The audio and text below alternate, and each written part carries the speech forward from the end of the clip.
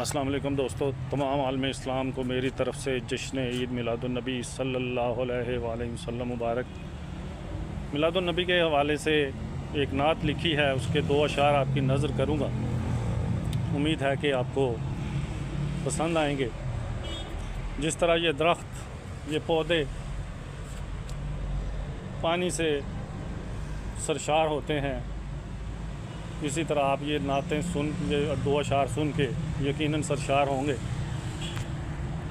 حضور صلی اللہ علیہ وسلم کی حدیث ہے، اس حوالے سے ہی 2 شعر لکھے ہیں کہ علی کے علم کا قطرہ مجھے عطا کیجیے، علی کے علم کا قطرہ مجھے عطا کیجیے، یہ بہتے علم کا دریا مجھے عطا کیجیے، یوں دست بستہ عاصم کی یہ گزارش ہے، یوں دست بستہ عاصم کی یہ گزارش ہے کہ شہر علم کا رستہ مجھے عطا کیجیے۔